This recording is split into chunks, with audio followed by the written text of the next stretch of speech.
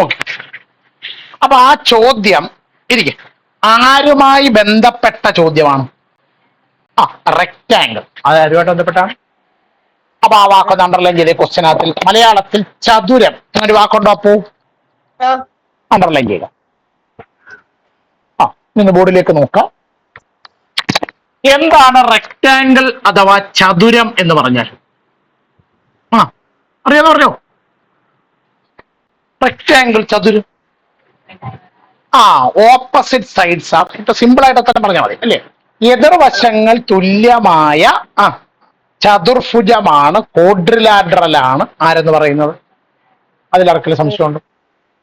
ഇതിൽ ഈ നീളം കൂടിയ വശത്തിനെ നമ്മൾ എന്ത് വിളിക്കും? ലെങ്ത്, നീളം എന്ന് വിളിക്കും. സാധാരണ ഇതിനെ എൽ എന്ന അക്ഷരം കൊണ്ട് സൂചിപ്പിക്കും. നീളം കുറഞ്ഞ വശത്തിനെയും ബ്രെഡ്ത്ത്, വീതി എന്ന് വിളിക്കും. അതിനെ ഏതക്ഷരം കൊണ്ട് സൂചിപ്പിക്കും? ബി. ഇതിലൊന്നും സംശയമൊന്നുമില്ലല്ലോ. ഇത് നമ്മുടെ ക്വസ്റ്റ്യനകത്തിൽ വേറെ ഒരു വാക്ക് പറയുന്നുണ്ട് റെക്റ്റാങ്കിളുമായി ബന്ധപ്പെട്ട്. അത് തന്നെ. എന്താണ്? പെരിമീറ്റർ. 8ാം ക്ലാസ്സിലൊക്കെ ഒരുപാട് കണക്ക് നമ്മൾ ഉപയോഗിച്ചിട്ടുണ്ട് അല്ലേ? എന്താണ് ഈ പെരിമീറ്റർ അഥവാ ചുറ്റളവ് എന്ന് പറഞ്ഞാൽ? വാക്യത്തിന് അർത്ഥമുണ്ട്. ചുറ്റിനുമുള്ള അളവെന്നാണ്. ആ ചുറ്റളവ് എന്ന മലയാള വാക്കിന്റെ അർത്ഥം ചുറ്റിനുമുള്ള അളവ്. അതാണ് ഇംഗ്ലീഷിലേക്ക് മാറ്റുമ്പോൾ എന്താകുന്നത്? പെരിമീറ്റർ എന്ന് പറഞ്ഞാൽ ഈ റെക്റ്റാങ്കിളിന് എത്ര വശമുണ്ട്? 4 വശം. ഈ 4 വശത്തിന്റെയും കൂടി നീളം എന്ത് ചെയ്യുന്നു? കൂട്ടുന്നു. എന്ന് പറഞ്ഞാൽ L plus B plus L plus B. അപ്പൊ 8ാം ക്ലാസ് ഞാൻ നിങ്ങൾക്ക് പറഞ്ഞു തന്നായിരുന്നു, 2 പ്രാവശ്യം എല്ല് കൂട്ടുന്നുണ്ട്, 2 പ്രാവശ്യം ബിയും കൂട്ടുന്നുണ്ട്.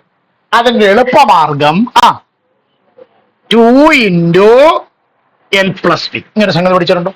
ഉണ്ട്. ഇവിടെ പഠിക്കാത്തൊരു ഇങ്ങനെ സാധനം കണ്ടിട്ടുണ്ടോ? ഒന്നുകൂടെ. ഒരു ചതുരത്തിന്റെ, ഒരു ലെങ്തിന്റെ, ഒരു റെക്റ്റാങ്കിളിന്റെ പ്രധാനപ്പെട്ട 2 മെഷർമെന്റുകൾ ഏതൊക്കെയാണ്? ലെങ്തും ബ്രെഡ്ത്തും. ലെങ്തും നീളവും വീതി. നീളത്തിനെ, ലെങ്തിനെ എല്ല് കൊണ്ട് സൂചിപ്പിക്കും. ബ്രെഡ്ത്തിനെ, വീതിയെ എന്തുകൊണ്ട് സൂചിപ്പിക്കും?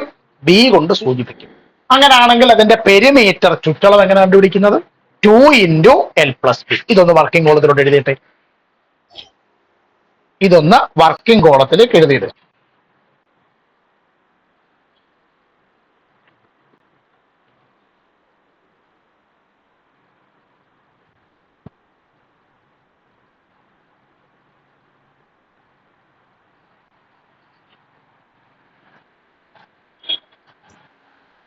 കഴിയാം.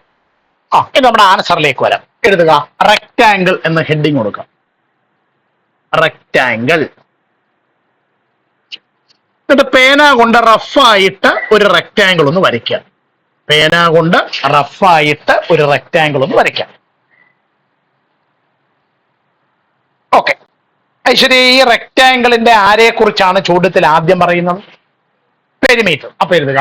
പെരിമീറ്റർ ഈക്വൽ എത്രയാണ് പെരിമീറ്റർ? എത്ര? 40. 40 സെന്റിമീറ്റർ. അപ്പോൾ ചുറ്റളവേ സമം 40 സെന്റിമീറ്റർ. ബ്രാക്കറ്റിൽ ഗിവൺ തന്നിട്ടുണ്ട്. ഓക്കെ. ഇനി നമ്മൾ അപ്പുറത്ത് എഴുതി വെച്ചിട്ടുണ്ട് എങ്ങനെയാ പെരിമീറ്റർ, ചുറ്റളവ് കണ്ടുപിടിക്കുന്നത്? അപ്പൊ എഴുതുക. Which implies 2 into L plus B equal 40. ഈ ഇടതുവശത്ത് 2 കൊണ്ട് എന്ത് ചെയ്തിരിക്കുന്നു? മൾട്ടിപ്ലൈ ചെയ്തിരിക്കുന്നു. അപ്പുറത്ത് കൊണ്ടുപോയി. അപ്പൊ പറഞ്ഞാട്ടെ, L plus B equal 40 divided by 2. അപ്പോ L plus B equal 40 divided by 2 20. വരച്ച് ബോക്സിലിടുക. ഇക്വേഷൻ നമ്പർ 1 എന്ന് വിളിക്കാം. ഇവിടം വരെ ആർക്കെങ്കിലും സംശയമുണ്ടോ? ഉണ്ടോ? ഇല്ല. ഇനിയും നിയ ഫാത്തിമ, അത് കഴിഞ്ഞിട്ട് ഒരു വേറെ എന്തോ ഒരു കാര്യം കൂടെ പറയുന്നുണ്ടല്ലോ. And one side is 8 centimetres longer than the other. Rectangle എത്ര സൈഡ് ഉണ്ട്? വേണമെങ്കിൽ നമുക്കത് 2 ആയിട്ട് ചുരുക്കി പറയാം. 2 പേര് ലെങ്തും 2 പേര് ബ്രെഡ്ത്തും ആകുമ്പോൾ നമുക്ക് 2 ആയിട്ട് അങ്ങ് പറയാം. അതിലെ ഒരു സൈഡിന് മറ്റേ സൈഡിനേക്കാൾ എത്ര സെന്റിമീറ്റർ നീളം കൂടുതലുണ്ട്? അപ്പൊ നമുക്ക് ആരെങ്കിലും ഒരാളെ എക്സ് എന്ന് വിളിക്കാമല്ലോ. ആരെ എക്സ് എന്ന് വിളിക്കും? ഒരാളിന് ഒരു സെക്കൻഡ്, ഒരാളിന് മറ്റേ ആളിനേക്കാൾ എത്ര സെന്റിമീറ്റർ നീളം കൂടുതലുണ്ട്? 8 സെന്റിമീറ്റർ നീളം കൂടുതലുണ്ട്. അപ്പൊ നമ്മൾ ആരെ എക്സ് ആയിട്ട് എടുക്കും? ആരെയാ? ബ്രെഡ്ത്തിന്. അപ്പൊ എഴുതുക, ബ്രെഡ് ഈക്വൽ വീതി സമം എക്സ്, ബ്രാക്കറ്റിൽ സപ്പോസ്. അപ്പൊ അടുത്ത വരിയിൽ അങ്ങനാണെങ്കിൽ വിച്ച് ഇംപ്ലൈസ് ലെങ്ത് ഈക്വൽ നീളം സമം x plus 8. x plus 8. ഈ രണ്ട് സ്റ്റെപ്പിൽ ആർക്കെങ്കിലും സംശയമുണ്ടോ? ഇല്ല. ഇവര് രണ്ടുപേരും കൂടിയുള്ള ഇക്വേഷൻ അല്ലേ ഇക്വേഷൻ നമ്പർ 1. അപ്പൊ അതുകൊണ്ട് ഈ രണ്ട് വിലകളും കൊണ്ടുപോയി നമ്മൾ ഏത് ഇക്വേഷനിലോട്ട് കൊടുക്കണം? 1 എഴുതുക. അടുത്ത വരി, put these values in equation number 1. Put these values in equation number 1. എഴുതിയോ? ഇക്വേഷൻ നമ്പർ 1 implies സമവാക്യം 1 ഇങ്ങനെ മാറും. എങ്ങനെ മാറും? ലെങ്തിന് പകരം എഴുതുക x plus 8 പ്ലസ് ബ്രെഡ്ത്തിന് പകരം വീതിക്ക് പകരം x ഈക്വൽ 20. സംശയമുണ്ടോ ആർക്കെങ്കിലും? ഇല്ല. എക്സും എക്സൂടെ കൂട്ടിയാൽ അപ്പൊ എഴുതുക, ഞാൻ സ്ഥലമില്ലാത്തതുകൊണ്ട് വലത്തോട്ട് എഴുതും, നിങ്ങൾ താഴോട്ട് എഴുതണം. 2x plus 8 equal 20. അപ്പോൾ 2x ഈക്വൽ ടു 20. പ്ലസ് 8 ഇപ്പുറത്ത് വരട്ടെ, -8. അപ്പോൾ 2x equal to 20 minus 8 12. 2x എന്ന് പറഞ്ഞാൽ എന്താണ് ഹേ അർത്ഥം? 2 into x, 2 ഗുണം x എന്ന. അപ്പൊ അവിടുന്ന് x എങ്ങനെ കണ്ടുപിടിക്കും? x equal 12 divided by 2. അപ്പൊ എക്സിന്റെ വില 6. ഓക്കെ, നമ്മളോട് എക്സ് കണ്ടുപിടിക്കാനാണോ ചോദ്യം? അല്ല. എന്തോ ചോദ്യം? ബാക്കി വെച്ചാട്ടെ. Calculate the length of the sides എന്ന് വെച്ചാ ഈ റെക്ടാംഗിളിന്റെ വശങ്ങളുടെ നീളം കണ്ടുപിടിക്കണം. വശം എന്ന് പറയുമ്പോൾ ലെങ്തും കണ്ടുപിടിക്കണം, ബ്രെഡ്ത്തും കണ്ടുപിടിക്കണം. അപ്പൊ എഴുതുക, when x ഈക്വൽ 6, മലയാളത്തിൽ x സമം 6 ആയാൽ, when x ഈക്വൽ 6, x സമം 6 ആയാൽ പറഞ്ഞാട്ടെ, ബ്രെഡ്ത്ത് ഈക്വൽ വീതി സമം x ഈക്വൽ 6. ഓക്കെ, അപ്പൊ അടുത്ത വരി ലെങ്ത് ഈക്വൽ നീളം സമം x പ്ലസ് 8 ഈക്വൽ 6 പ്ലസ് 8. 6 അധികം 8 14. അല്ല, ഇതിനൊക്കെ യൂണിറ്റ് ഇല്ലേ? എങ്ങനെ മനസ്സിലായി സെന്റിമീറ്റർ ആണ്? ക്വസ്റ്റ്യനിൽ പറയുന്നുണ്ട് പെരിമീറ്ററിന്റെ യൂണിറ്റ് സെന്റിമീറ്റർ. അങ്ങനാണെങ്കിൽ ബ്രെഡ്ത്തിന്റെ യൂണിറ്റും സെന്റിമീറ്റർ ആയിരിക്കും, ലെങ്തിന്റെ യൂണിറ്റും സെന്റിമീറ്റർ ആയിരിക്കും. അപ്പൊ സിത്താരെ, ഈ ഉത്തരം ശരിയാണോ? നമ്മൾ എങ്ങനെ ഉറപ്പിക്കും? ഇത് രണ്ടും കൂട്ടുമ്പോ ആദ്യം അവർ പറയുന്ന കണ്ടീഷൻ പെരിമീറ്ററിനെ കുറിച്ചാണ്. അപ്പൊ ഇത് രണ്ടുകൂടെ കൂട്ടണം. 6ഉം 14 കൂട്ടിയാൽ 20. അതിന്റെ ഇരട്ടി എടുത്താൽ 40. അതല്ലേ നമ്മുടെ പെരിമീറ്റർ. കറക്റ്റ് അല്ലേ? എങ്ങനെ ഓൾ സ്റ്റാൻഡ് വായിച്ചു നോക്കാം. മനസ്സിലാകുന്നവർക്ക് ഇരിക്കാം, ഡൗട്ട് ഉണ്ടെങ്കിൽ നിൽക്കാം.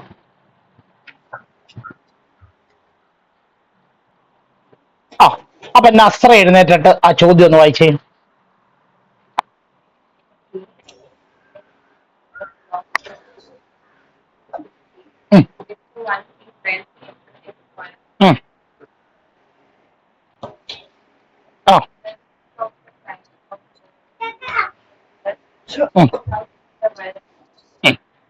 ചോദ്യം നമുക്ക് ഓരോന്നോരോന്നായിട്ട് വായിക്കാം.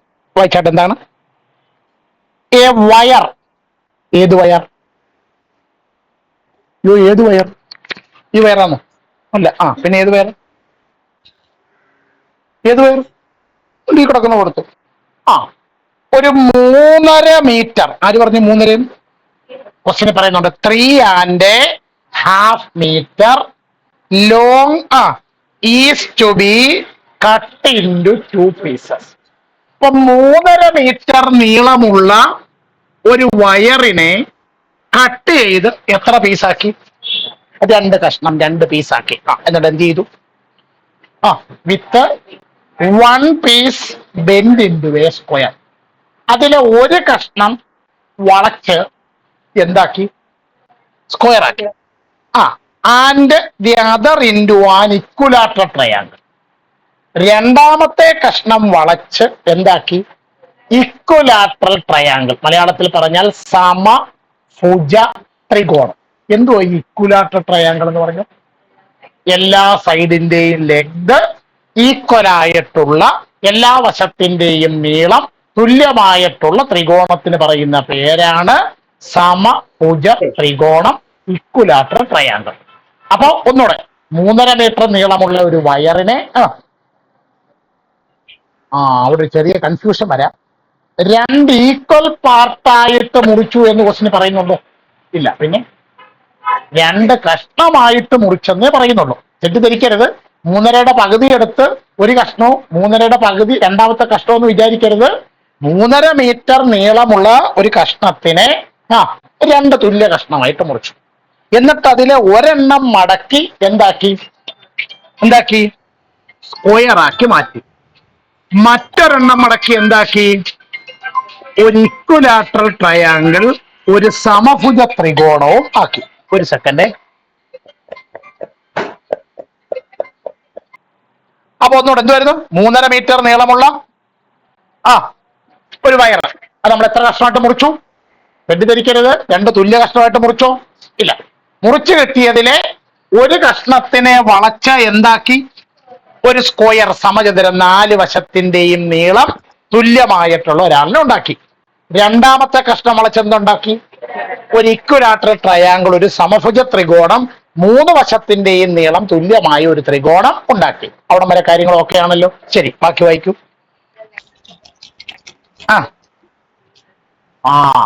The length of the sides of both must be the same. അപ്പോ അതിന്റെ മലയാളം ഒന്ന് വായിച്ചേ.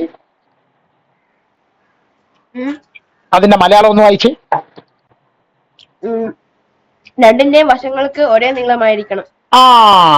രണ്ടിന്റെയും വശങ്ങൾക്ക് ഒരേ നീളമായിരിക്കണം. The length of the sides of both must be the same. അതാണ് നമ്മുടെ ടേണിംഗ് പോയിന്റ്. അതിൽ നിന്ന് എന്ത് മനസ്സിലായി?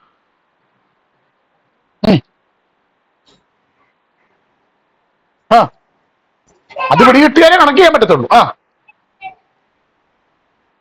ശരിയാ. സ്ക്വയറിന്റെ, സമചതുരത്തിന്റെ വശങ്ങളുടെ നീളവും ഇക്വലാറ്ററൽ ട്രയാങ്കിളിന്റെ, സമഭുജ ത്രികോണത്തിന്റെ വശങ്ങളുടെ നീളവും എങ്ങനായിരിക്കണം?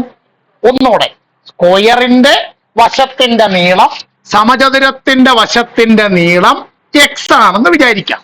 അങ്ങനാണെങ്കിൽ ഇക്വലാറ്ററൽ ട്രയാങ്കിളിന്റെ, സമഭുജ ത്രികോണത്തിന്റെ വശത്തിന്റെ നീളവും എന്ത് തന്നെ വരണം?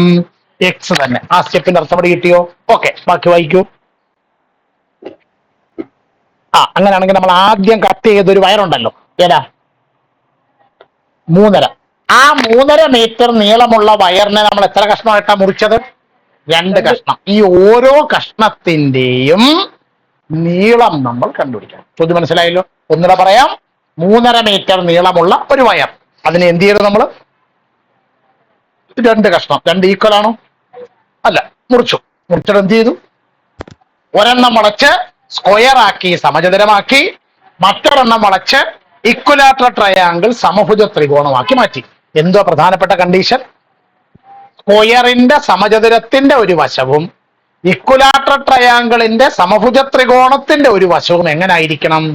അപ്പൊ എന്തോ കണ്ടുപിടിക്കേണ്ടത്? നമ്മൾ കട്ട് ചെയ്തെടുത്ത ഓരോ പീസിന്റെയും എന്ത് കണ്ടുപിടിക്കണം? നീളം കണ്ടുപിടിക്കണം. ചോദ്യത്തിൽ ഡൗട്ട് ഉണ്ടോ ആർക്കെങ്കിലും? ഇല്ല. ഉണ്ടോ? ഡൗട്ട് ഉണ്ടോ? ഇല്ല. അപ്പോ ചോദ്യത്തിൽ ഡൗട്ട് ഉണ്ടോ? ഇല്ല. ഇല്ല. അപ്പൊ എഴുതിക്കോളൂ. Length of the wire. Length of the wire.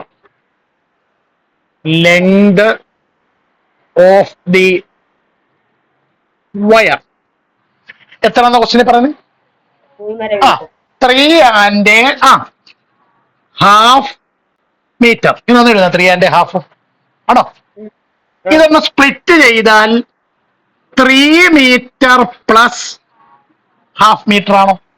ആണോ? ഉറപ്പാണോ? എഴുതു. 3 മീറ്റർ പ്ലസ് ഹാഫ് മീറ്റർ. ഈ 3 മീറ്റർ എന്ന് പറഞ്ഞാൽ 300 സെന്റിമീറ്റർ. എങ്ങനെ? 1 മീറ്റർ എന്ന് പറഞ്ഞാൽ 100 സെന്റിമീറ്റർ. അപ്പൊ 3 മീറ്റർ എന്ന് പറഞ്ഞാൽ, അപ്പൊ ഈ 1/2 മീറ്റർ എന്ന് പറഞ്ഞാലോ? 1 മീറ്റർ എന്ന് പറഞ്ഞാൽ 100 സെന്റിമീറ്റർ. അപ്പൊ 1/2 മീറ്റർ എന്ന് പറഞ്ഞാലോ? 50 സെന്റിമീറ്റർ പ്ലസ് 50 സെന്റിമീറ്റർ ആണോ? 300 സെന്റിമീറ്ററിനോട് കൂടി 50 സെന്റിമീറ്റർ കൂടെ കൂട്ടിയാൽ 350 സെന്റിമീറ്റർ. നമ്മളൊന്നും ചെയ്തില്ല. ആ വയറിന്റെ നീളം 3.5 മീറ്റർ എന്നുള്ളതിനെ എന്താക്കി മാറ്റി? സെന്റിമീറ്റർ ആക്കി മാറ്റി. ബുദ്ധിമുട്ട് എന്തെങ്കിലും ഉണ്ടോ? ഇല്ല. ഇനി എന്ത് ചെയ്യണം? ഇതിനെ കട്ട് ചെയ്യണം. കട്ട് ചെയ്ത് എന്തൊക്കെ ഉണ്ടാക്കണം? സ്ക്വയറും ഉണ്ടാക്കണം, ഈക്വലാറ്റർ ട്രയാങ്കിൾ സമചതുരം ഉണ്ടാക്കണം, സമഭുജ ത്രികോണം ഉണ്ടാക്കണം. എഴുതുക. സ്ക്വയർ. സ്ക്വയർ. എന്നിട്ട് പേന കൊണ്ട് റഫായിട്ട് ഒരു സ്ക്വയർ വരയ്ക്കാം. രണ്ടാമതായിട്ട് എന്തോ ഉണ്ടാക്കണ്ടേ? ഒരു ഇക്വിലാറ്ററൽ ട്രയാങ്കിൾ, മലയാളത്തിൽ സമഭുജ ത്രികോണം. എന്നിട്ട് 3 വശത്തിന്റെയും നീളം തുല്യമായി തോന്നത്തക്ക വിധത്തിൽ ഒരു ഇക്വിലാറ്ററൽ ട്രയാങ്കിൾ അങ്ങോട്ട് വരയ്ക്കാം.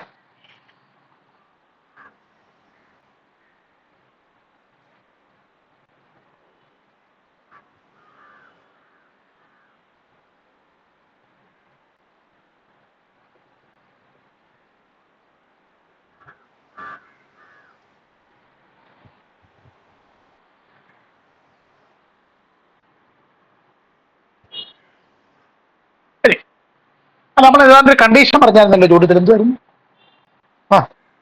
സ്ക്വയറിന്റെ സമചതുരത്തിന്റെ ഒരു വശവും ഇക്വലാറ്റർ ട്രയാങ്കിളിന്റെ സമഭുജ ത്രികോണത്തിന്റെ ഒരു വശവും എങ്ങനെ ആയിരിക്കണം? അപ്പൊ നമ്മൾ എഴുതി, ഇതിന്റെ ഒരു വശം എക്സ് ആണെങ്കിൽ ബാക്കി എല്ലാ വശവും എക്സ് ആയിരിക്കും. അപ്പൊ ഇവിടെയും എന്തായിരിക്കും? എക്സ് ആയിരിക്കും. എഴുതും.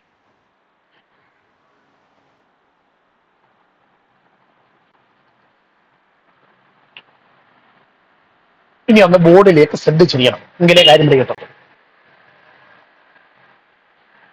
ഈ സ്ക്വയറിൽ, ഈ സ്ക്വയർ യഥാർത്ഥത്തിൽ ആര്? നമ്മുടെ ആ 3.5 മീറ്റർ നീളമുള്ള വയറിനെ 2ആയിട്ട് കട്ട് ചെയ്തതിലെ ഒരു കഷ്ണം എടുത്ത് ചുറ്റി വളച്ചു വെച്ചേക്കുന്നതാണ് സ്ക്വയർ. മറ്റേ പീസ് ചുറ്റി വളച്ചു വെച്ചേക്കുന്നതാണ് റെക്ടാങ്കിൾ, അല്ല ഇക്വലാറ്ററൽ ട്രയാങ്കിൾ. അപ്പൊ ഞാൻ ചോദിക്കട്ടെ, ഇതിന്റെ പെരിമീറ്റർ എത്ര?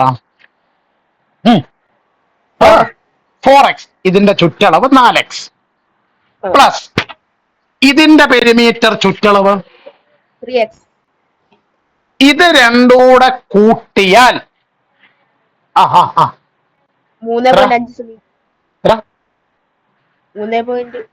എത്ര കിട്ടും? 350 സെന്റിമീറ്റർ കിട്ടണം. ശരിയോ തെറ്റോ?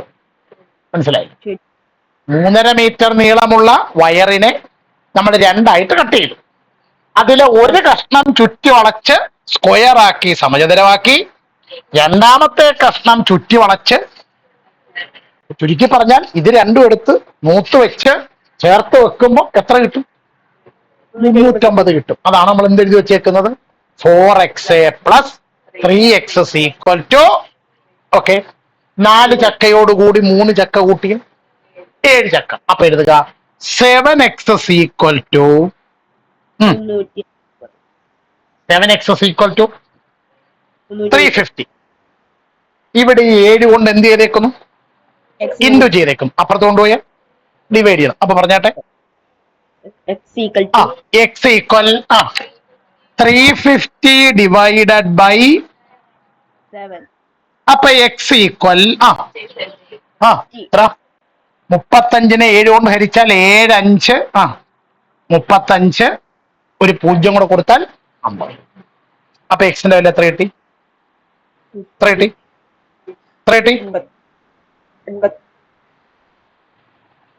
ഓക്കെ, അത് എക്സ് ആണ്. സ്ക്വയറിന്റെ ഒരു സൈഡും ഇക്വലാറ്റർ ട്രയാങ്കിളിന്റെ എന്ത് നമുക്ക് കണ്ടുപിടിക്കേണ്ടത്?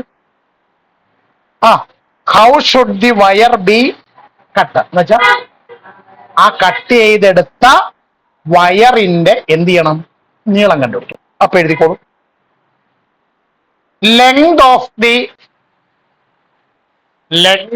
ദി ഫസ്റ്റ് പീസ്, മലയാളത്തിൽ ഒന്നാമത്തെ കഷ്ണത്തിന്റെ നീളം എഴുതിയപ്പോ ഒരു മിനിറ്റ് ഇങ്ങോട്ട് ശ്രദ്ധിക്കാൻ എന്നിട്ട് എഴുതുക. അതിലെ ഒന്നാമത്തെ കഷ്ണമല്ലേ ചുറ്റി വളച്ച് എന്താക്കി വെച്ചേക്കുന്നത്? അപ്പൊ അതിന്റെ നീളം എന്ന് പറയും 4x. ഒന്നൂടെ കട്ട് ചെയ്തെടുത്തതിലെ ഒരു കമ്പി ചുറ്റി വളച്ച് എന്താക്കി വെച്ചിരിക്കുന്നു? സ്ക്വയർ ആക്കി വെച്ചേക്കും. അതിന്റെ ഒരു വശം x. അപ്പൊ ഈ 4 എണ്ണം കൂടെ ചേരുന്നതല്ലേ ആ ഒരു കമ്പിയുടെ മൊത്തം നീളം. അപ്പൊ എഴുതുക 4x ഈക്വൽ 4 ഇൻറ്റു എക്സിന്റെ വില എത്രയായിരുന്നു? 50.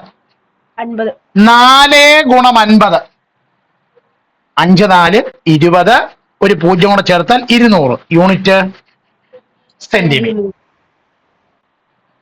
ഓക്കെ, ഇനി രണ്ടാമത്തെ കഷ്ണം ചുറ്റി വളച്ച് എന്താക്കി? അപ്പൊ എഴുതുക length of the second piece. Length of the second piece, മലയാളത്തിൽ രണ്ടാമത്തെ കഷ്ണത്തിന്റെ നീളം. ഈ രണ്ടാമത്തെ കഷ്ണമാണ് ചുറ്റി വളച്ച് എന്താക്കി വെച്ചേക്കുന്നത്? ഇക്വലാറ്റർ ട്രയാങ്കിൾ, സമഭുജ ത്രികോണാക്കി വെച്ചേക്കുന്നത്.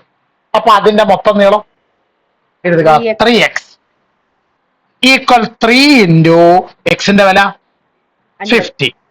3 ഇൻറ്റു 50, 5 3 15, 150 സെന്റിമീറ്റർ. വേണമെങ്കിൽ ക്വസ്റ്റ്യൻ തുടങ്ങിയപ്പം മീറ്റർ അല്ലേ പറഞ്ഞിരുന്നത്, നമുക്ക് വേണമെങ്കിൽ ഇതുകൂടെ ഒന്ന് മീറ്ററിലോട്ട് മാറ്റി ഇവിടെ ഓറിട്ടങ്ങ് എഴുതിയാൽ മതി. 200 സെന്റിമീറ്റർ എന്ന് പറയുമ്പോൾ എത്ര മീറ്റർ? 2 മീറ്റർ. അപ്പോ ആദ്യത്തെ കഷ്ണത്തിന്റെ നീളം 2 മീറ്റർ. 150 സെന്റിമീറ്റർ എന്ന് പറയുമ്പോഴോ 1.5 ശരിയാണോ? 2 മീറ്ററും 2 മീറ്ററും 1.5 മീറ്റർ കൂടെ ചേരുമ്പോഴാണ് 3.5. ആ 3.5 അല്ലേ നമ്മുടെ ടോട്ടൽ ലെങ്ത് എന്ന് പറയുന്നത്. ബുദ്ധിമുട്ട് എന്തെങ്കിലും ഉണ്ടോ? പേടിച്ചതുപോലെ വല്ല കുഴപ്പമുണ്ടോ? ഇല്ല. പക്ഷെ ഒരു പ്രധാനപ്പെട്ട ഐഡിയ നമുക്ക് കത്തണം. എന്തോ ഐഡിയ? സ്ക്വയറിന്റെ സമചതുരത്തിന്റെ ഒരു വശം എന്താണോ അതേ നീളം തന്നെയാണ് നമ്മുടെ ഇക്വലാറ്ററൽ ട്രയാങ്കിളിന്റെ സമഭുജ ത്രികോണത്തിന്റെ ഒരു ഐഡിയയിലാണ് ബാക്കി കാര്യങ്ങൾ മുന്നോട്ട് നീങ്ങുന്നത്. ഇവിടെ കിട്ടിയല്ലോ. ഓൾ സ്റ്റാൻഡപ്പ് ഒന്ന് വായിച്ചു നോക്കി മനസ്സിലാകുന്നെങ്കിൽ ഇരിക്കുക, ഡൗട്ട് ഉണ്ടെങ്കിൽ നിൽക്കുക. അപ്പൊ ഇവിടെ കിട്ടിയോ?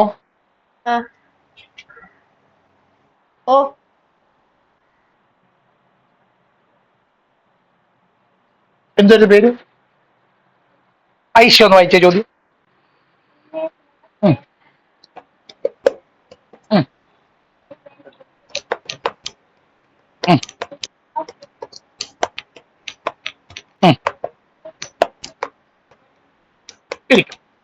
എന്താണെന്ന് അതിന്റെ അർത്ഥം നമുക്ക് നോക്കാം. വായിച്ചാട്ടെ. ഇൻ എ ക്ലാസ്, സംഭവം നടക്കുന്നത് ഒരു class. There are 4 more girls than boys. എന്ന് വെച്ചാൽ ആ ക്ലാസ്സിൽ എത്ര ആൺകുട്ടികൾ ഉണ്ടോ അതിനേക്കാൾ 4 പെൺകുട്ടികൾ ആ ക്ലാസ്സിൽ കൂടുതലുണ്ട്. ഉദാഹരണത്തിന് ആ ക്ലാസ്സിൽ 10 ആൺകുട്ടികളാണെന്ന് വിചാരിക്കാം. എങ്കിൽ പെൺകുട്ടികൾ ആ 14. ക്ലാസ്സിൽ 15 ആൺകുട്ടികൾ ഉണ്ടെന്ന് വിചാരിക്കാം. എങ്കിൽ പെൺകുട്ടികൾ ആ ക്ലാസ്സിൽ 20 ആൺകുട്ടികൾ ഉണ്ടെന്ന് വിചാരിക്കാം. പെൺകുട്ടികൾ. 24. ഇത് നമ്മൾ ഉദാഹരണമാണ് പറഞ്ഞത്. അപ്പൊ അങ്ങനെ ആണെങ്കിൽ നിലവിൽ ആൺകുട്ടികൾ എത്ര പേരുണ്ടെന്ന് അറിയാമോ? ഇല്ല. നമ്മൾ എന്തായാലും എടുക്കും എക്സ്. അപ്പൊ എഴുതുക യൂഷ്വൽ ഡേ, സാധാരണ ദിവസം. യൂഷ്വൽ ഡേ, സാധാരണ ദിവസം. നമ്പർ ഓഫ് ബോയ്സ്, മലയാളത്തിൽ ആൺകുട്ടികളുടെ എണ്ണം സമം എന്തില്ല എക്സ്. ബ്രാക്കറ്റിൽ സങ്കൽപ്പിക്കുക suppose. Okay, which implies number of girls, പെൺകുട്ടികളുടെ എണ്ണം സമം എക്സ് പ്ലസ് 4. ഇതിൽ ആർക്കെങ്കിലും സംശയമുണ്ടോ? വൃത്തിയുടെ ശബ്ദം ഉണ്ടാക്കരുത്. ഇല്ല കേട്ടോ. ഇനി ബാക്കി വായിച്ചേ. എന്തുവരുന്ന വിഷയം ബാക്കി? ഓൺ എ ഡേ എന്ന് വെച്ചാൽ ഏതൊരു പ്രത്യേക ദിവസം എന്ത് സംഭവിച്ചു? 8 ബോയ്സ് വെയർ ആബ്സെന്റ്. അന്നത്തെ ദിവസം ആ ക്ലാസ്സിലെ 8 ആൺകുട്ടികൾ ആബ്സെന്റ് ആയിരുന്നു. അപ്പൊ പെൺകുട്ടികളെ കുറിച്ച് വല്ലതും പറയുന്നുണ്ടോ? ഇല്ല. അപ്പൊ അതിന്റെ അർത്ഥം പെൺകുട്ടികൾ എല്ലാവരും ക്ലാസ്സിൽ വന്നു. ആരെ ആബ്സെന്റ് ഉള്ളൂ? ആൺകുട്ടികൾ ആബ്സെന്റ്. എത്ര പേര് ആബ്സെന്റ്? സാധാരണ എത്ര ആൺകുട്ടികളാണ് ക്ലാസ്സിലുള്ളത്? എക്സ്. അപ്പൊ 8 പേര് ആബ്സെന്റ് ആയെന്ന് പറഞ്ഞാൽ എക്സ് -8 ആണ് വന്നവരുടെ എണ്ണം എന്ന് പറയുന്നത്. പെൺകുട്ടികളുടെ എണ്ണവും എന്താ കാര്യം? പെൺകുട്ടികൾ ആരും ആബ്സെന്റ് ആയില്ല, ആൺകുട്ടികളല്ലേ ആബ്സെന്റ് ആയുള്ളൂ. അന്നേരം എന്ത് സംഭവിച്ചു?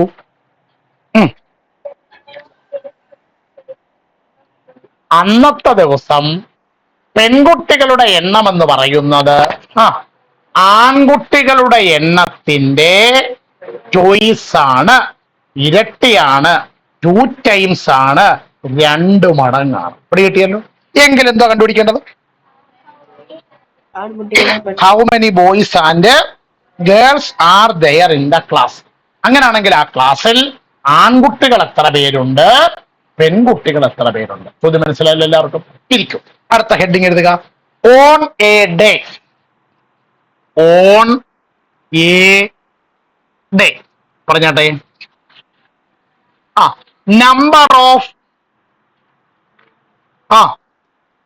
ഓഫ് ബോയ്സ്, ആൺകുട്ടികളുടെ എണ്ണം സമം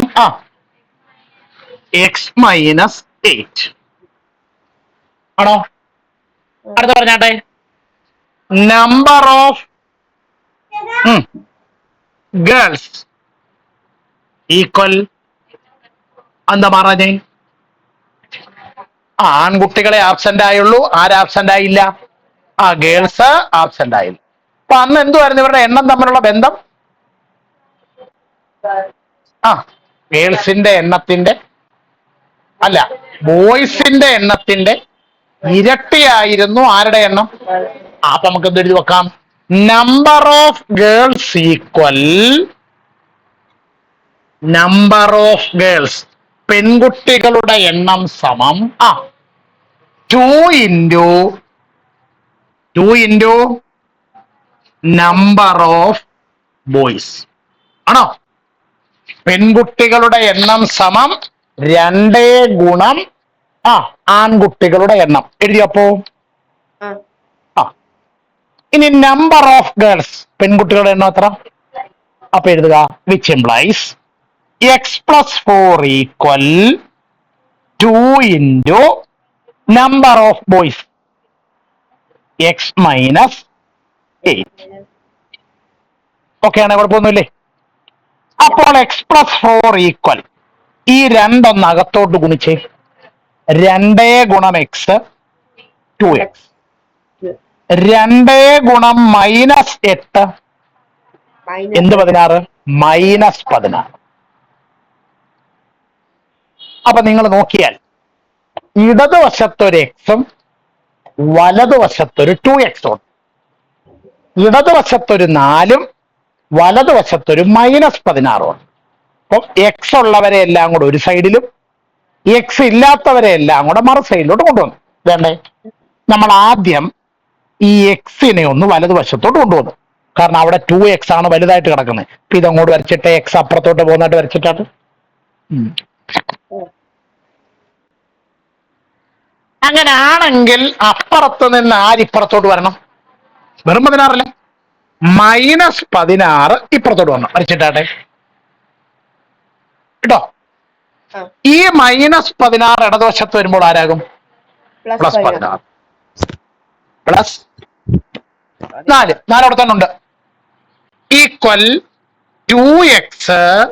ഈ എക്സ് അപ്പുറത്ത് പോകുമ്പോ -x. ശരിയാണോ? 16 + 4 20. 20 ഈക്വൽ 2x - x. അപ്പൊ 20 ഈക്വൽ x. തിരിച്ചെഴുതിയാൽ x equal 20. ബുദ്ധിമുട്ടുണ്ടെങ്കിലും ഇല്ല. അപ്പോൾ ഇവിടെ വരെ ക്ലിയർ ആയോ? ഓക്കെ. ക്ലാസ് ഇരിക്കുന്നവർക്ക് റെഡി അല്ലേ? എക്സ് ആണ് കണ്ടുപിടിക്കുന്നത്. അല്ല പിന്നെ ബോയ്സിന്റെയും ഗേൾസിന്റെയും എണ്ണം അല്ലേ കണ്ടുപിടിക്കേണ്ടത്? വെൻ എക്സ് ഈക്വൽ 20, മലയാളത്തിൽ എക്സ് സമം 20 ആയാൽ ആദ്യം നമ്പർ ഓഫ്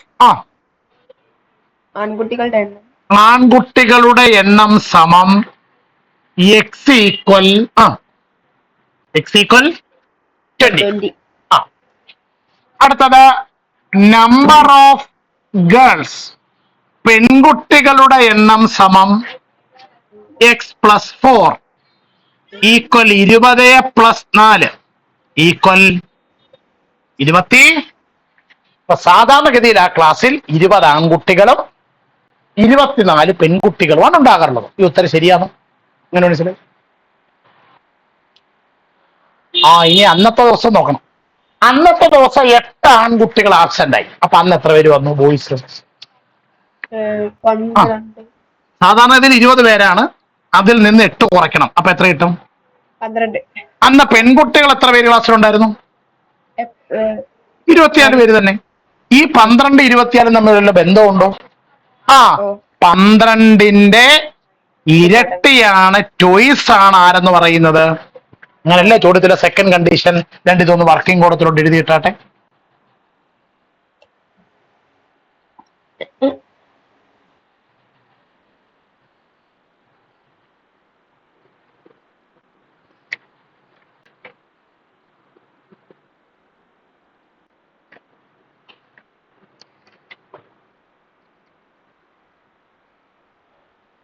കഴിയോ? ഓക്കെ. All stand up. വായിച്ചു നോക്കുക. മനസ്സിലാകുന്നവർക്ക് ഇരിക്കാം, ഡൗട്ട് ഉണ്ടെങ്കിൽ നിൽക്കാം.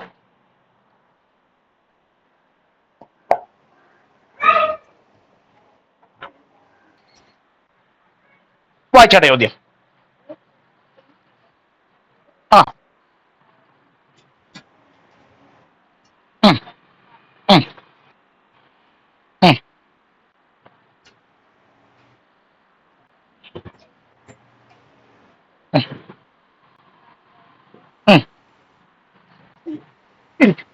ഇങ്ങനെ ഒരു ചോദ്യം നിങ്ങൾ ഇതിനു മുമ്പ് എവിടെങ്കിലും കണ്ടു വല്ല പരിചയമുണ്ടോ? നാലാമത്തെ എക്സാമ്പിൾ ആയിട്ട് നമ്മൾ ഈ ക്വസ്റ്റ്യൻ പഠിച്ചതല്ലേ? ഓക്കെ. എന്താ ചോദ്യം എന്ന് വായിച്ചാട്ടെ. A fraction simplified after adding 1 to its numerator becomes 1/2. അപ്പൊ ആദ്യം ഏതോ ഒരു ഫ്രാക്ഷൻ, ഒരു ഭിന്നസംഖ്യ നമ്മുടെ കയ്യിലുണ്ടായിരുന്നു.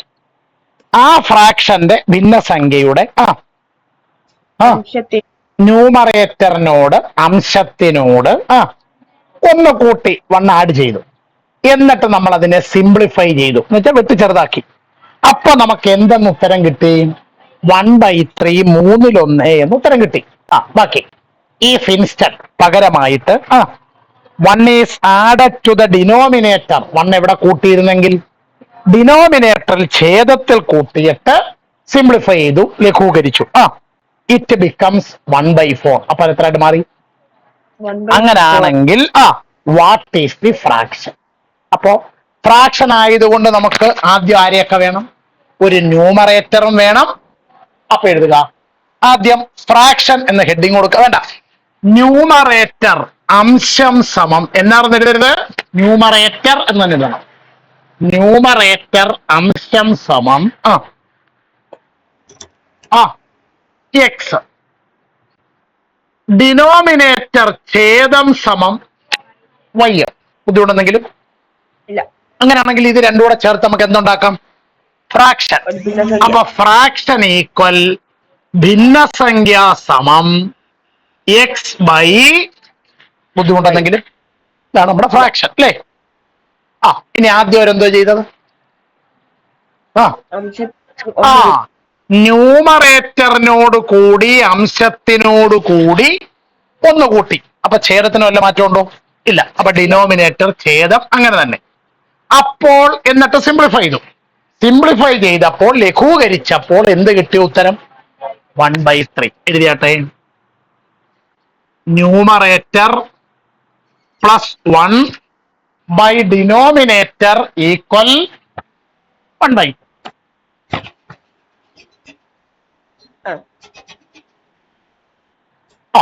ന്യൂമറേറ്റർ എത്രയാണ്? അംശം എത്രയാണ്? X. X plus 1 by y equal 1/3. ഇത് ക്രോസ് മൾട്ടിപ്ലൈ ചെയ്യാമല്ലോ. അപ്പൊ എന്ത് കിട്ടും?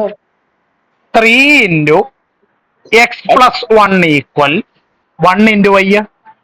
വൈ ബ്രാക്കറ്റ് ഒന്ന് ഗുണിക്കാമല്ലോ. പറഞ്ഞാട്ടെ. 3 അകത്തോട്ട് ഗുണിച്ചാൽ 3 into x 3x. 3 into 1 3 equal y. വരച്ച് ബോക്സിലിടുക. ഇക്വേഷൻ നമ്പർ 1 എന്ന് വിളിക്കാം.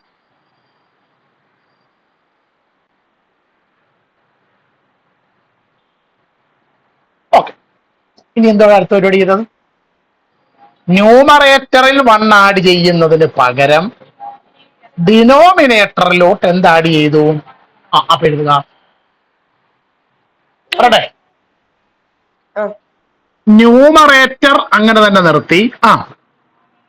ഡിനോമിനേറ്റർ പ്ലസ് 1 എന്നിട്ട് സിംപ്ലിഫൈ ചെയ്തു, ലഘൂകരിച്ചു. അപ്പോൾ എന്തോ കിട്ടിയ ഉത്തരം? 1/4 ബ്രാക്കറ്റിൽ ഗിവൺ. എത്രയായിരുന്നു നമ്മുടെ ന്യൂമറേറ്റർ അംശം? എത്രയായിരുന്നു? എക്സ് ബൈ ഡിനോമിനേറ്റർ ഛേദം വൈ പ്ലസ് 1 ഈക്വൽ 1/4. ഒന്ന് ക്രോസ് മൾട്ടിപ്ലൈ ചെയ്ത് പറഞ്ഞാട്ടെ. X into 4 4x equal 1 into y plus 1.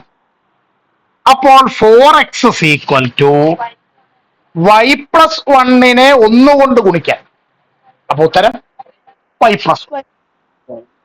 ഞാൻ ഒരു ചെറിയ ടെക്നിക്ക് ചെയ്യുകയാണ്. ഞാൻ എഴുതിയിട്ട് നിങ്ങൾ എഴുതിയാൽ മതി. ഞാൻ വേണ്ടി ഈ 1 കുടുങ്ങി ലെഫ്റ്റിലോട്ട് കൊണ്ടുവരും. ന്യായമായിട്ട് ചോദ്യം ചോദിക്കാലോ, എന്തിനാ അങ്ങനെയൊക്കെ ചെയ്യുന്നത്? ആർക്കെങ്കിലും പറയാമോ എന്തിനാ അങ്ങനെ ചെയ്യുന്നത്? ആ വലതുവശത്ത് കിടക്കുന്ന 1 കൂടെ നമ്മൾ ഇനി ഇടതുവശത്തോട് കൊണ്ടുവരും. അത് എന്തിനാണ് അങ്ങനെ ചെയ്യുന്നത്? അപ്പൊ ഇവിടെ ആര് മാത്രമായിട്ട് വരും? വൈ. ആ വൈ തന്നെയല്ലേ ഇവിടെയും കിടക്കുന്നത്. അപ്പോ പിന്നെ കിടക്കുന്ന ഇടതുവശം എടുത്ത് നമുക്ക് ഇക്വേറ്റ് ചെയ്ത് തുല്യപ്പെടുത്തി എന്ത് ചെയ്യാം? കണ്ടുപിടിക്കാം. അപ്പൊ ഈ 1 ഇപ്പുറത്തോട്ട് വരുന്നതായിട്ട് വരച്ചിട്ടെ. 4x പ്ലസ് 1 ഇപ്പുറത്ത് വരട്ടെ. -1 ഈക്വൽ വൈ. Equation number 2. അങ്ങനെ നമുക്ക് 2 ഇക്വേഷൻ കിട്ടി. രണ്ടിന്റെയും റൈറ്റ് ഹാൻഡ് സൈഡ് ആരാണ്? വൈ.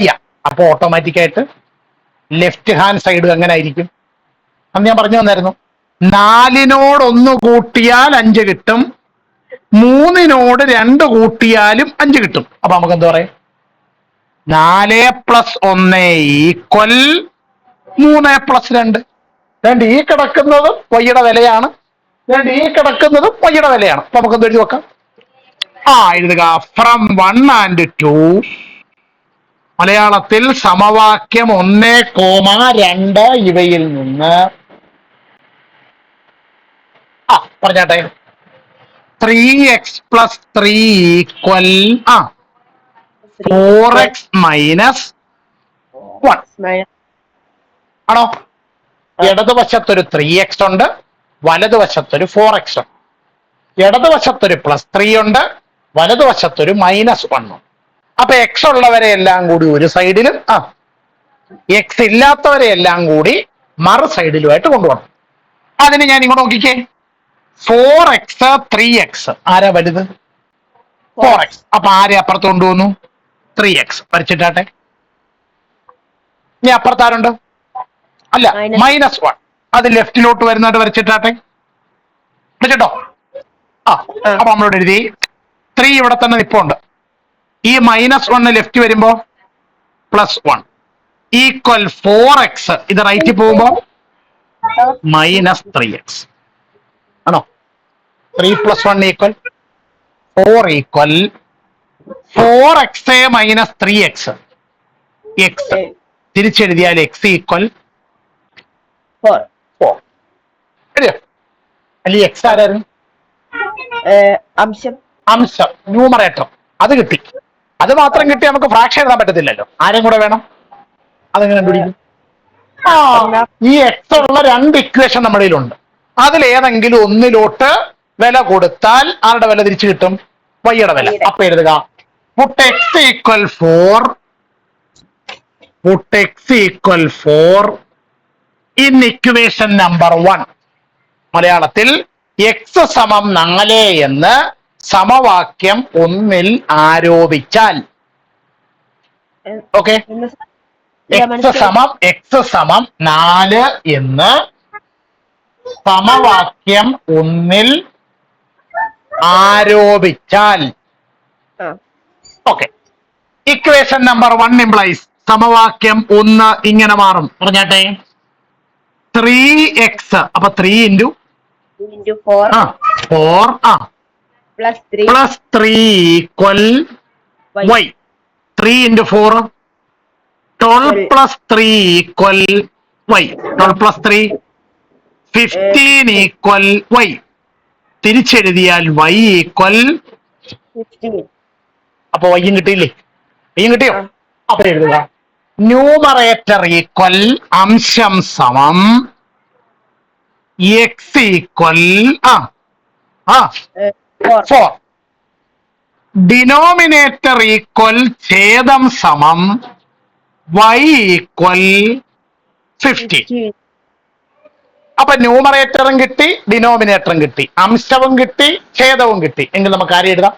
ഫ്രാക്ഷൻ. അടുത്ത വരിക ഫ്രാക്ഷൻ സമം ഭിന്നസംഖ്യ സമം, അത് നമ്മൾ എന്തോ എഴുതിയത്? x/y equal 4/. ഓക്കെ. അപ്പൊ ഇത്ര എഴുതി കഴിഞ്ഞപ്പോൾ നമുക്കൊരു സംശയം. ഈ കിട്ടിയ ഉത്തരം ശരിയാണോ എന്നൊരു സംശയം. ഈ സംശയത്തിന് എങ്ങനെ പരിഹാരം കണ്ടുപിടിക്കും? നമ്മുടെ ചോദ്യത്തിലെ കണ്ടീഷൻ എന്തുവായിരുന്നു? കണ്ടീഷൻ ആദ്യം ന്യൂമറേറ്ററിനോട് കൂടി 1 കൂട്ടണം. ന്യൂമറേറ്റർ എത്ര? 4. 4നോട് കൂടി 1 കൂട്ടി ഡിനോമിനേറ്റർ ഛേദം അങ്ങനെ തന്നെ എഴുതി. 4 + 1 5. 5/15. സിംപ്ലിഫൈ ചെയ്ത് ലഘൂകരിച്ച് പറഞ്ഞു 5 കൊണ്ട് വെട്ടാം. 5 1 5. 5 3 15. 1/3. ഇങ്ങനല്ലേ അടുത്ത കണ്ടീഷൻ? ഇത് വർക്കിംഗ് കോളത്തിലോട്ട് എഴുതിയിടും.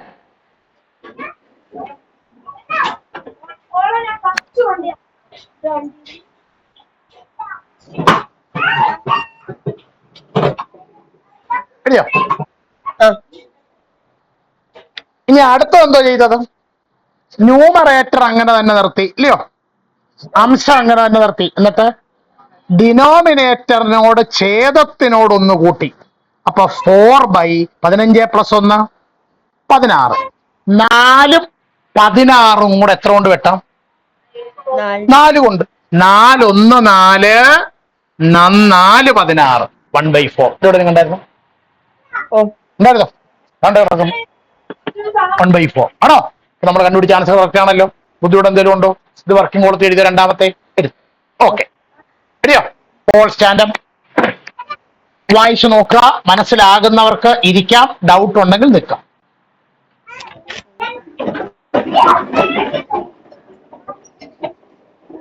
അപ്പൊ ഈ ആദ്യ കാലഘട്ടങ്ങളിൽ സാധനങ്ങൾ കൊടുത്ത് സാധനങ്ങൾ വാങ്ങിയിരുന്ന ഒരു പരിപാടിയാണ്. അതിന്റെ പേര് സോഷ്യലിസ്റ്റ് പഠിക്കുന്നുണ്ട്, ബാർട്ടർ സിസ്റ്റം. ഇപ്പൊ ബാർട്ടർ സിസ്റ്റം ഉള്ള സമയത്താണ് നിങ്ങളിവിടെ പഠിക്കുന്നതെന്ന് വിചാരിക്കാം.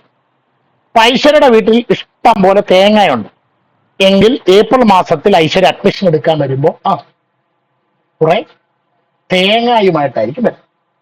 സിത്താരയുടെ വീട്ടിലാണെങ്കിൽ കുറെ ചക്കയാണുള്ളൂ എന്ന് വിചാരിക്കാം. അപ്പൊ സിത്താര അഡ്മിഷൻ എടുക്കാൻ വരുമ്പോൾ ചക്കയുമായിട്ട്. അതിലിന്റെ വീട്ടിൽ കുറച്ച് കാച്ചിലാണെന്ന് വിചാരിക്കാം, അതിൽ അഡ്മിഷൻ എടുക്കാൻ വരുമ്പോൾ. അപ്പൊ ഞാൻ ക്ലാസ് കഴിഞ്ഞ ഒരു വണ്ടിയൊക്കെ വിളിച്ചിട്ട് ഐശ്വര്യയുടെ വീട്ടിലെ തേങ്ങയും സിത്താരയുടെ വീട്ടിലെ ചക്കയും അതിലിന്റെ വീട്ടിലെ കാച്ചിലും ഒക്കെ ആയിട്ടായിരിക്കും ഞാൻ ഇവിടെ പോകുന്നത്. ഇല്ല, അതുപോലെ പരിപാടി അല്ലേ? നമ്മുടെ കയ്യിലുള്ളത് കൊടുക്കുക, നമുക്ക് ആവശ്യമുള്ളത് എന്ത് ചെയ്യുക. അവിടെ ചില പ്രശ്നമൊക്കെ ഉണ്ട്. ഫോർ എക്സാമ്പിൾ, എനിക്കിപ്പോ തേങ്ങയ്ക്ക് ആവശ്യമില്ലെന്ന് വിചാരിക്കാം. അപ്പൊ ഐശ്വര്യ തരുന്ന തേങ്ങ ഞാൻ കൊണ്ടിട്ട് കാര്യമുണ്ടോ? ഇല്ല. അല്ലെ എനിക്കിപ്പോ ചക്ക ആവശ്യമില്ലെന്ന് വിചാരിക്കാം.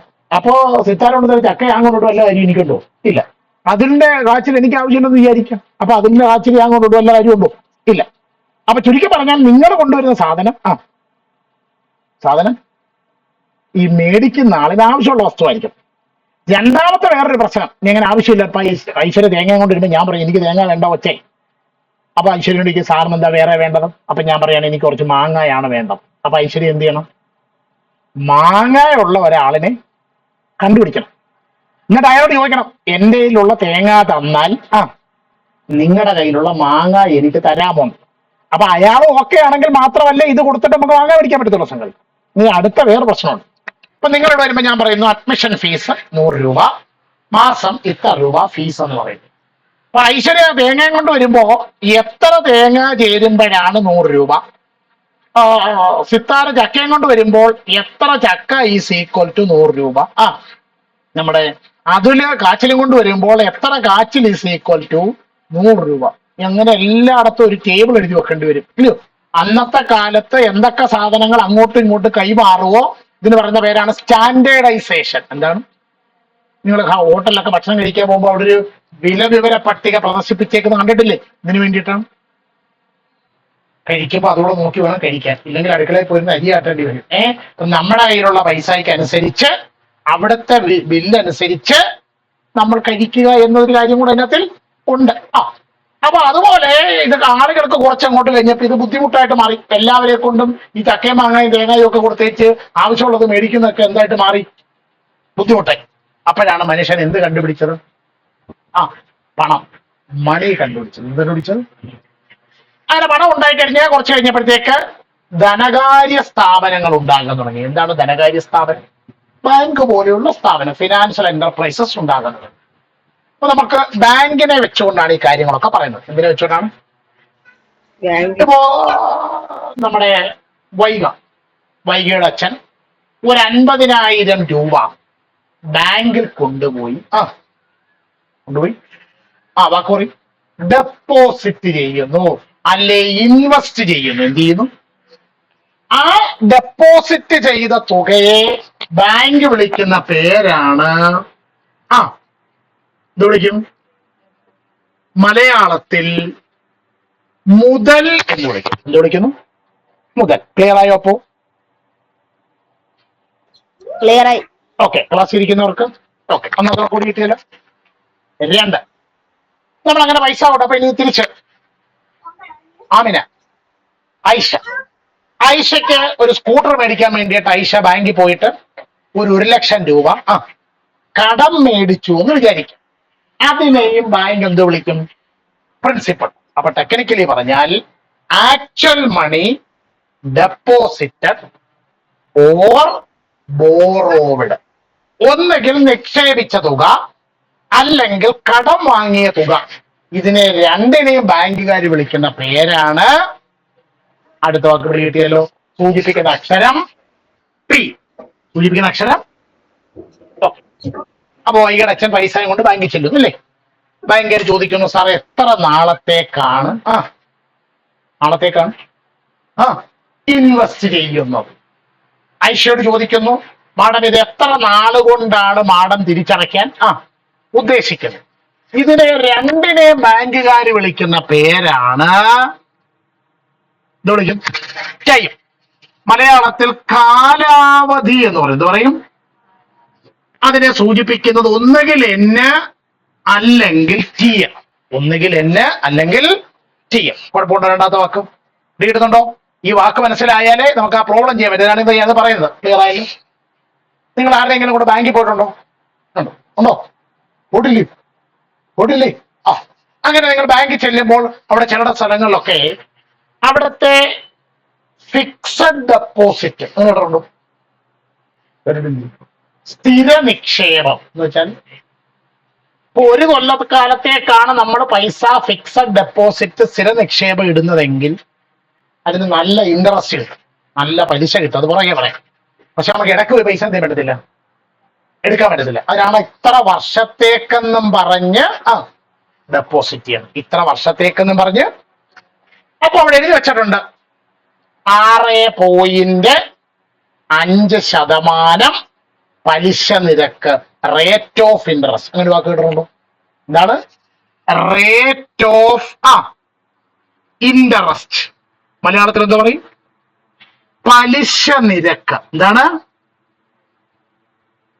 ഇതിനെ സ്മോൾ ലെറ്റർ R എന്ന് പറയുന്ന അക്ഷരം കൊണ്ടാണ് സൂചിപ്പിക്കുന്നത്.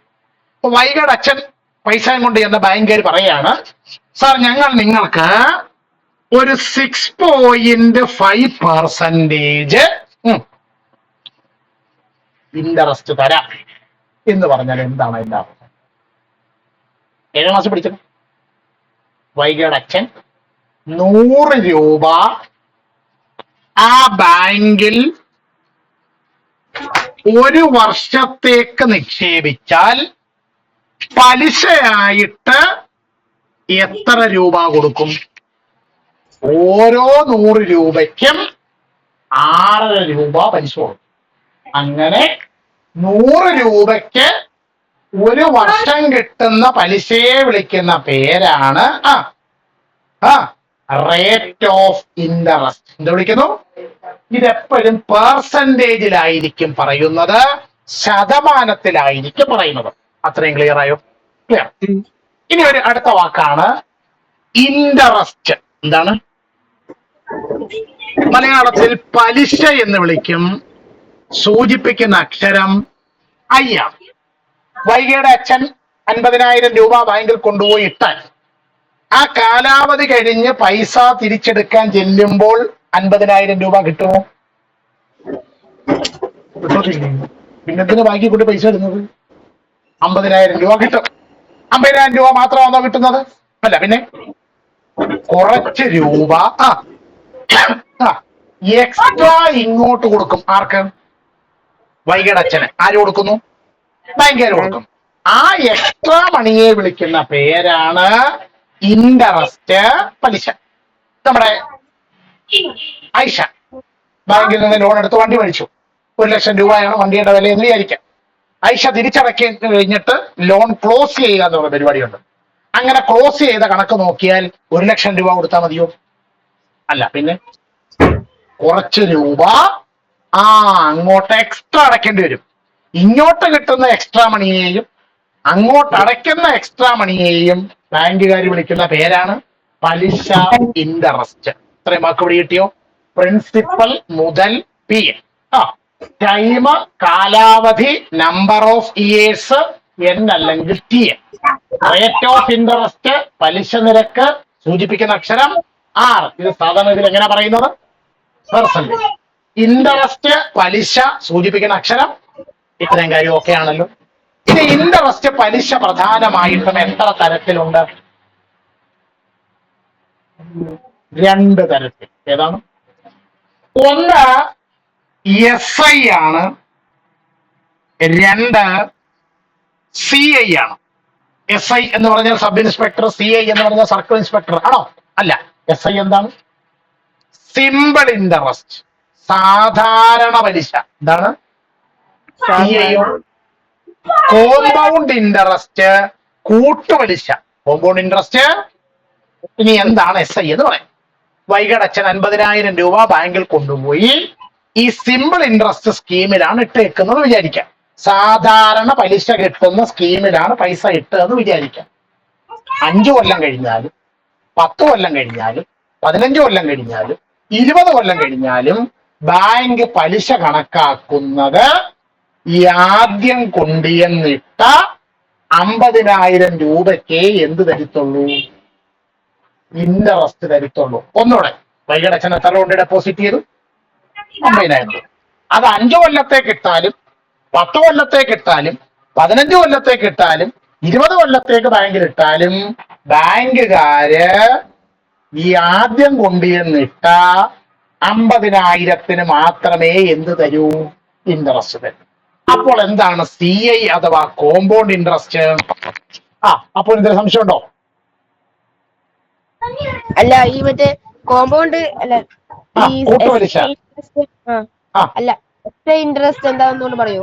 സാധാരണ പലിശ എന്ന് പറഞ്ഞാൽ നമ്മളൊരു 50,000 രൂപ കൊണ്ടുപോയി ബാങ്കിൽ സിമ്പിൾ ഇൻട്രസ്റ്റിൽ സാധാരണ പലിശയുള്ള സ്കീമിൽ കൊണ്ടുവന്ന് ഇട്ടാൽ നമ്മൾ എത്ര കൊല്ലം കഴിഞ്ഞ് പൈസ തിരിച്ചെടുക്കാൻ ചെല്ലുമ്പോഴും നമ്മൾ ഈ ആദ്യം കൊണ്ടുവന്നിട്ട 50,000 ഉണ്ടല്ലോ, അതിന് മാത്രമേ എന്ത് തരത്തുള്ളൂ?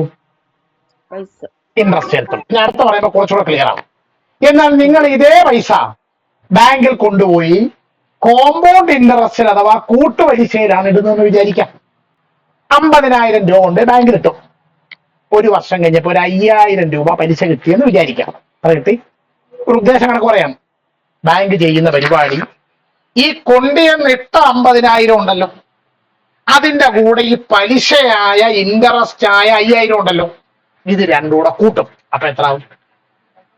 ഈ 55,000 രൂപയ്ക്കായിരിക്കും അടുത്ത വർഷം എന്ത് തരുന്നത്? ആണോ, പ്രിൻസിപ്പലിനോട് കൂടി മുതലിനോട് കൂടി ഇൻട്രസ്റ്റ് പലിശയും കൂടെ ചേർക്കും. അപ്പൊ രണ്ടാം വർഷം 55,000 രൂപയ്ക്ക് ഇൻട്രസ്റ്റ് കിട്ടത്തില്ലയോ? ആ ഇൻട്രസ്റ്റും 55,000 കൂടെ കൂട്ടി മൂന്നാം വർഷത്തെ എന്താക്കി മാറ്റും? അല്ല, പ്രിൻസിപ്പൽ മുതലാക്കി മാറ്റും.